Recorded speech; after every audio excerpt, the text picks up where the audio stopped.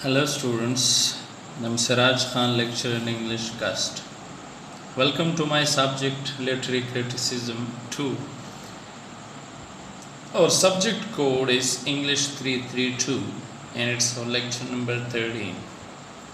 Today we are talking about T.S. Eliot's tradition and individual talent. The outlines are tradition and individual talent, traditional elements and their significance, the literary tradition, dynamic conception of tradition, the function and sense of tradition, emotions and feelings, and poetry as an organization.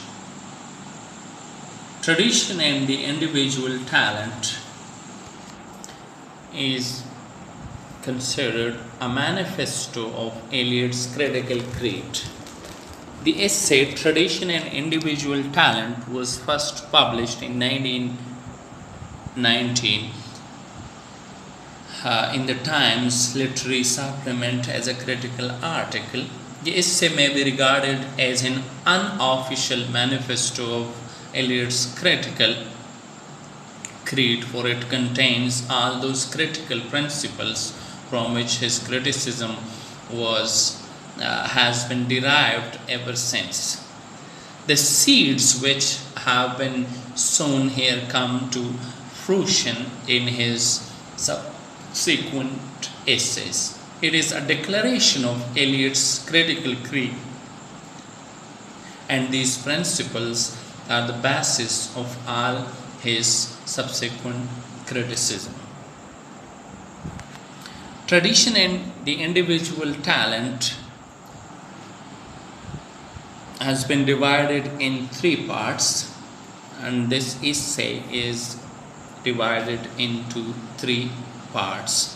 The first part gives us Eliot's concept of tradition, and the second part is developed his theory of the impersonality of poetry, and in short, third part is in the nature of a conclusion, a summing up of the whole discussion. Traditional elements and their significance. Tradition is generally regarded as a word of censure. Eliot begins the essay by pointing out that the word tradition is generally regarded as a word of censure. It is a word disagreeable to the English ears when, like the English praise a poet, they praise him for those aspects of his work which are individual and original. It is supposed that his chief merit lies in such parts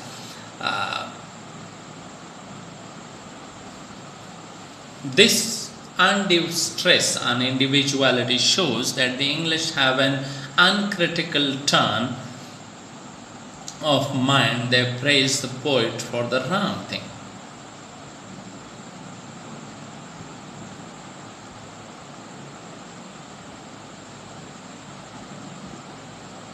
This undue stress on individuality shows that the English have an uncritical turn of mind.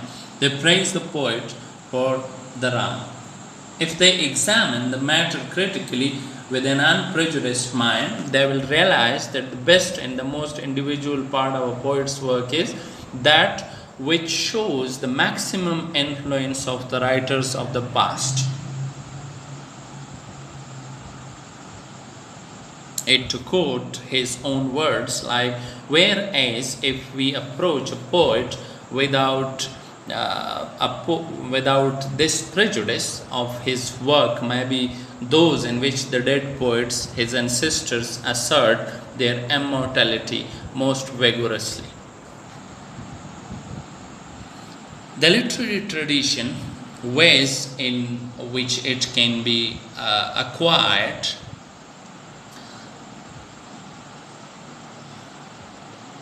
Tradition does not mean a blind adherence to the ways of the previous generation or generations.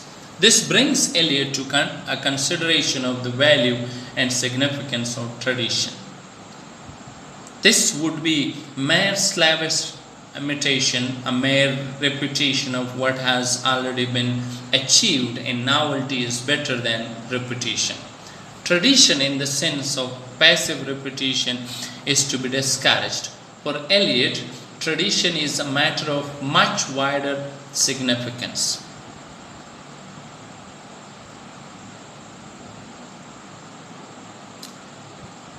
Tradition, in the true sense of the term, cannot be inherited. It can only be obtained by hard labor. This labor is the labor of knowing the past writers. It is the critical labor of shifting the good from the bad and the knowing what is good and useful.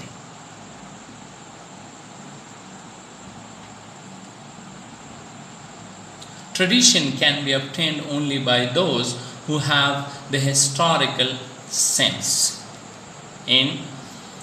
The historical sense involves a perception not only of the pastness of the past but also of its presence. One who has the historic sense feels that the whole of the literature of Europe, from Homer down to his own day, including the literature of his own country, forms one continuous literary tradition. He realizes that the past exists in the present and that the past and the present form one simultaneous order. This historical sense is the sense of the timeless and the temporal, as well as of the timeless, the traditional. A writer with the sense of tradition is fully conscious of his own generation, of his place in the present, but he is also acutely conscious of his relationship with the writers of the past. Like in brief, the sense of tradition implies is number one, a recognition of the continuity of literature, a critical judgment as to which of the writers of the past continue to be significant in the present, and a knowledge of these significant writers obtained through a painstaking effort. Tradition represents the accumulated wisdom and experience of ages, and so its knowledge is essential for really great and noble achievements. Dynamic conception of tradition and its value. Eliot's emphasizing further on the value of tradition, he pointed out that no writer has his value and significance in isolation. To judge the work of a poet or an artist, we must compare and contrast his work with the works of poets and artists in the past. Such comparison and contrast is essential for forming an idea of the real worth and significance of a new writer and his work. Eliot's conception of tradition is a dynamic one. According to his view, tradition is not anything fixed and static. It is constantly changing, growing, and becoming different from what it is. A writer in the present must seek guidance from the past. He must conform to the literary tradition, but just as the past directs and guides the present, so the present alters and modifies the past. When a new work of art is created, if it is really new and original, the whole literary tradition is modified, though ever so slightly. The relationship between the past and the present is not one-sided, it is a reciprocal relationship. The past directs the present and is itself modified and altered by the present. To quote the words of Eliot himself, the existing monuments form an ideal order among themselves, which is modified by the introduction of the new, really new, work of art among them. The existing order is the supervention of novelty. The whole existing order must be, if even so slightly, altered.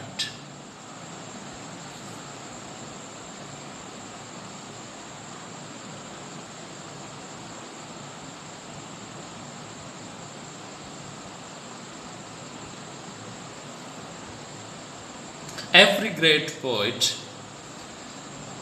the existing art is complete before the new work arrives. For order to persist after the supervention of novelty, and the whole existing order must be, if ever so slightly, altered. Every great poet like Virgil, Dante, or Shakespeare adds something to the literary tradition out of which the future poetry will be written. The function of tradition. The work of a poet in the present is to be compared and contrasted with works of the past and judged by the standards of the past. But this judgment does not mean determining good or bad. It does not mean deciding whether the present work is better or worse than works of the past. An author in the present is certainly not to be judged by the principles and the standards of the past. The comparison is to be made for knowing the facts, all the facts about the new work of art. The comparison is made for the purposes of analysis and for forming a better understanding of the new. Moreover, this comparison is reciprocal. The past helps us to understand the present, and the present throws light on the past. It is in this way alone that we can form an idea of what is really individual and new. It is by comparison alone that we can separate the traditional from the individual elements in a given work of art. Sense of tradition, its real meaning. The past must be examined critically, and only the significant in it should be acquired. Now, Eliot explains further what he means by a sense of tradition. The sense of tradition does not mean that the poet should try to know the past as a whole.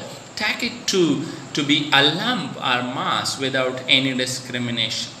Such a course is impossible as well as undesirable.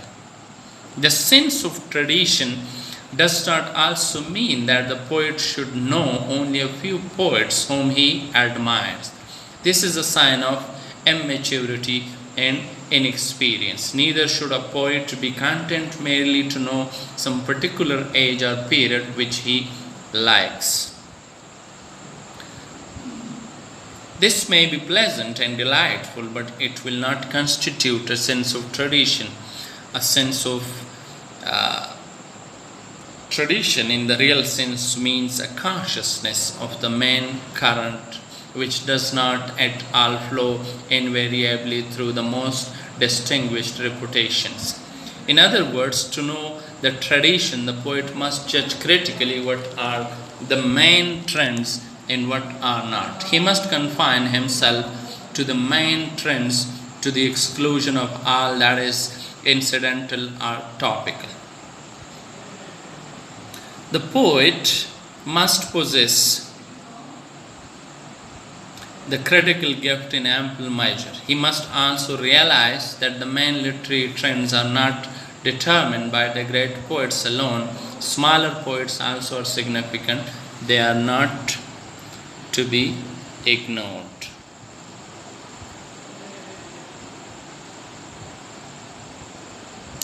Tradition, works of art, their permanence. The poet must also realize that art never improves, though its material is never the same. The mind of Europe may change, but this change does not mean that great writers like Shakespeare and Homer have grown outdated and lost their significance. The great works of art never lose their significance, for there is no qualitative improvement in art.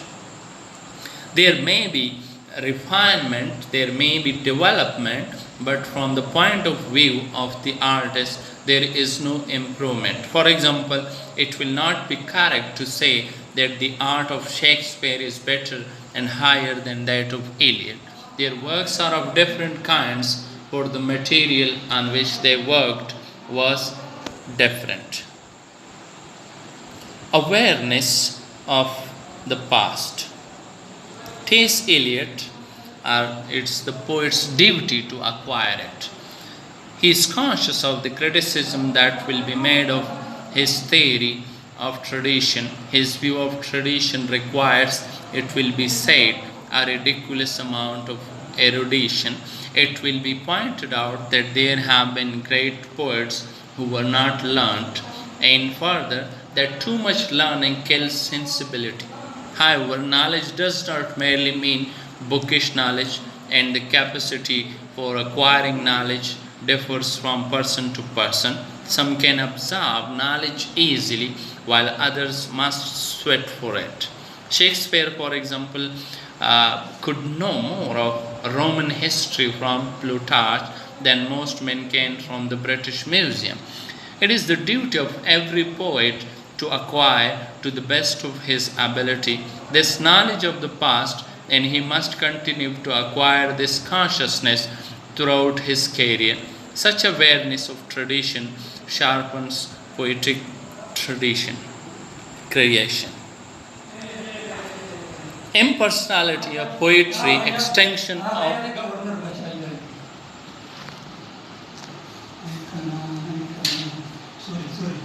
the artist must continually surrender himself to something which is more valuable than himself. For example, the literary tradition. He must allow his poetic sensibility to be shaped and modified by the past. He must continue to acquire the sense of tradition throughout his career. In the beginning, his self, his individuality may assert itself, but as his powers mature, there must be greater and greater extension of personality. He must acquire greater and greater objectivity. His emotions and passions must be depersonalized. He must be as impersonal and objective as a scientist. The personality of the artist is not important. The important thing is his sense of tradition. A good poem is a living whole of all the poetry that has ever been written. He must forget his personal joys and sorrows, and he observed in acquiring a sense of tradition and expressing it in his poetry. Thus, the poet's personality is merely a medium having the same significance as a catalytic agent, a receptacle in which chemical reactions take place. That is why Eliot holds that honest criticism and sensitive appreciation is directed not upon the poet but upon the poetry.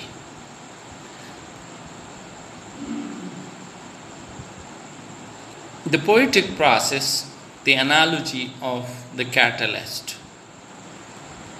In the second part of the essay, Eliot develops further his theory of the impersonality of poetry, and he compares the mind of the poet to a catalyst in the process of poetic creation to the process of a chemical reaction. Just as chemical reactions take place in the presence of a catalyst alone, so also the poet's mind is the catalytic agent for combining presence of a catalyst alone. So the poet's mind is the catalytic agent for combining different emotions into something new. Suppose there is a jar containing oxygen and sulfur dioxide.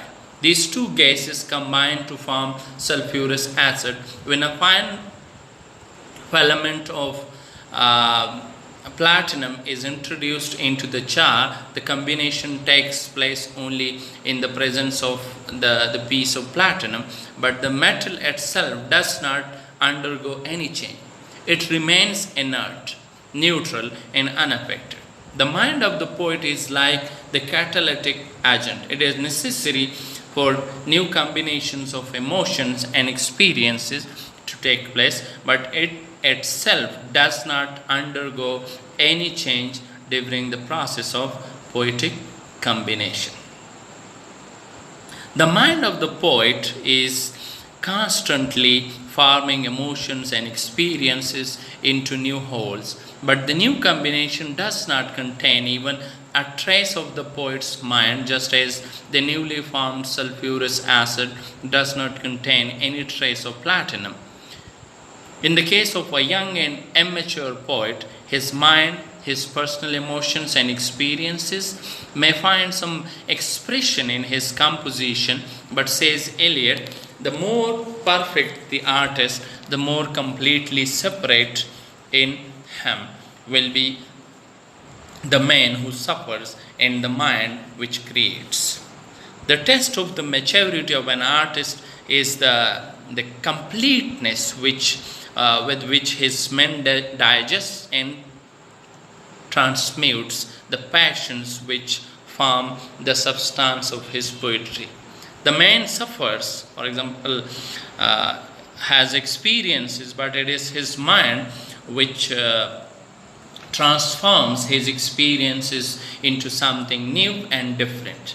The personality of the poet does not find expression in his poetry. It acts like a catalytic agent in the process of poetic composition.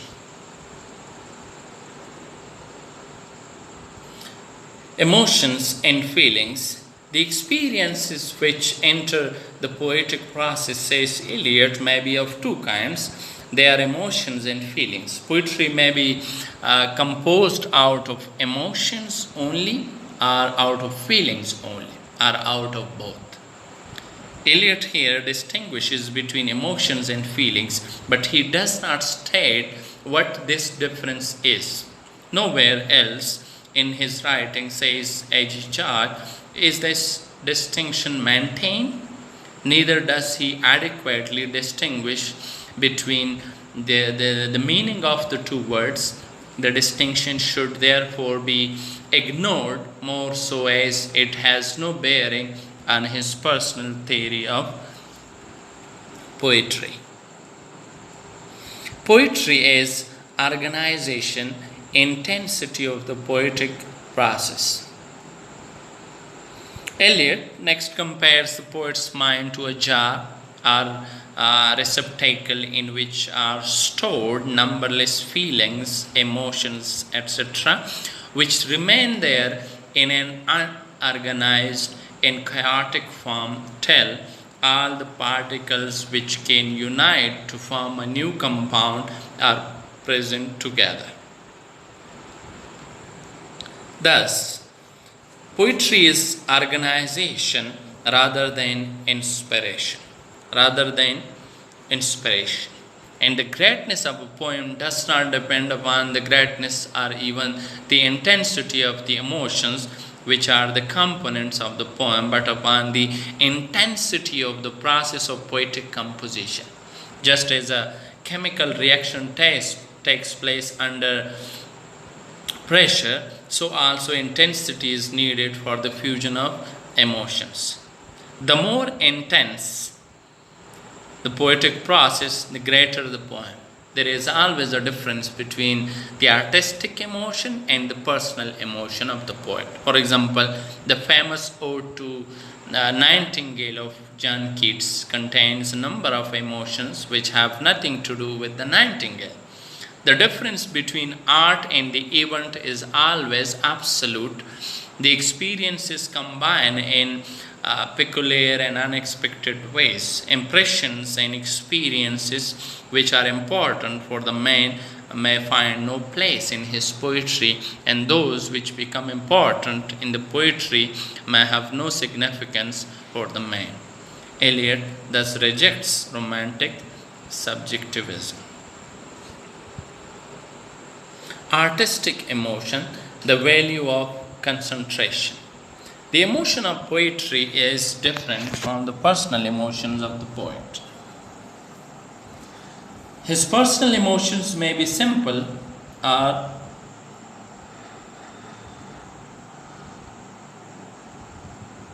crude, but the emotion of his poetry may be complex and refined.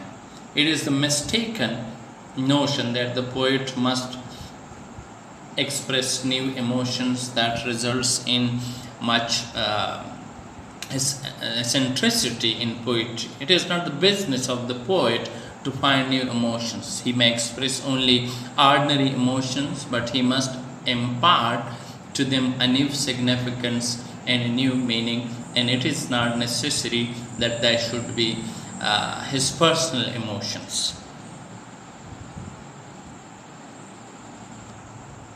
Poetry an escape from personality and personal emotions. T.S. Eliot concludes poetry is not a turning loose of emotion, but an escape from emotion. It is not the expression of personality, but an escape from personality. Thus, Eliot does not deny personality or emotion to the poet. Only he must depersonalize his emotions. There should be an extension of his personality. This impersonality can be achieved only when poet surrenders himself completely to the work that is to be done, and the poet can know what is to be done only if he acquires a sense of tradition, the historic sense which makes him cautious not only of the present but also of the present moment of the past, not only of what is dead but of what is already living. Thank you very much and good luck.